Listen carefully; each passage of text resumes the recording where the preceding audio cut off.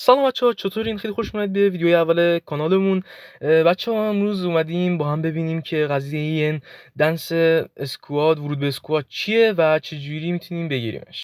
الان کد این دنس اومده و خب سوال اینه که کی میتونیم بزنیم و بگیریم، یعنی دریافتش کنیم. بچه‌ها این یه ریدیم کده که شما باید توی سایت ریدیم کد اصلی گارنا برین این کدو بزنید.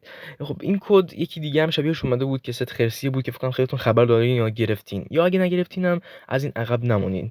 خب حالا هنوز نمیتونیم بگیریمش، وقتی کدو میزنیم ارور میده. خب چرا الان من این ویدیو رو گذاشتم؟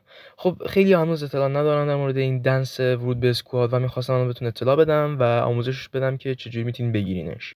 دوستان این ویدیو شما الان فکر کنم دیگه جمعه یعنی 23 آذر به دستتون میرسه. خب و اینکه امروز دارم این ویدیو رو میگیرم براتون و خواستم بهتون بگم که من احتمال میدم و چند خبر اومده گفته شده، البته نمیدونم، حالا 50-50 که فردا میتونید این ریدینگ کد بزنید، یعنی دریافت کنید این دنس ورود به اسکواد رو خیلی راحت بزنید. ولی هنوز خیلی هم نمیدونن چجوری این سایت رو بزنن و بگیرن دریافت کنن کدو که من براتون گذاشتم تو کانال تلگرام هست. اگه خواستین برید تو کانال تلگرام هم جوین بدین که خبرا رو یکم زودتر براتون بذارم.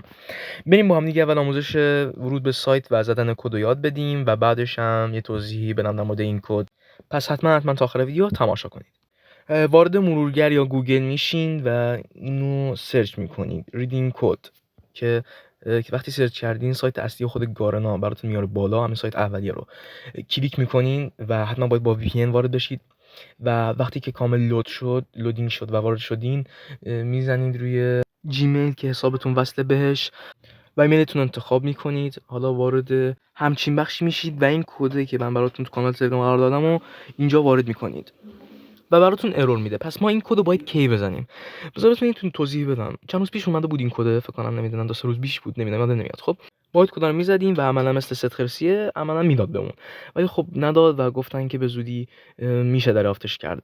ولی خب نمیدونم حالا چه دلایلی به تاخیر افتاد، ولی خب یه حدس و گمانایی هست میگن که فردا یعنی شنبه بتونیم یعنی این کد رو وارد کنیم و اون دنس رو دریافت کنیم. فقط بچه‌ها یه چیزی بهتون بگم، هر اتفاق افتاد یا هر چیزی که شد من توی کانال تلگرامم بهتون خبر میدم. اینم آیدیش هست، حتما جوین بدید. بچه‌ها همین بود، نگران اصلا نباشید. نمیخواد مثلا انقدر پیگیر باشید، من راحت بهتون خبر میدم تو کانال تلگرام. هر چی شد بهتون بگم. حالا یا آموزشی هم اگه بود که باید یه ذره بیشتر بهتون توضیح بدم حتما ویدیوش میاد، ولی دیگه زیاد حرفی نداره. من براتون همه چی رو خبرشو میذارم براتون. خواستم خیلی مختصر همین رو بهتون بگم، شاید خیلیاتون بلد بوده باشین، فقط بعضیا شاید گفتم لا بلد نباشن، لازم دونستم که بگم. این اولین ویدیوی تو کانال یوتیوب ما بود. حتما کانال رو سابسکرایب کنید و یه دونه کامنت برامون بذارین. دمتون گرم. ویدیو رو حتما هم لایک کنید. خیلی ممنونم ازتون. خیلی تشکر میکنم.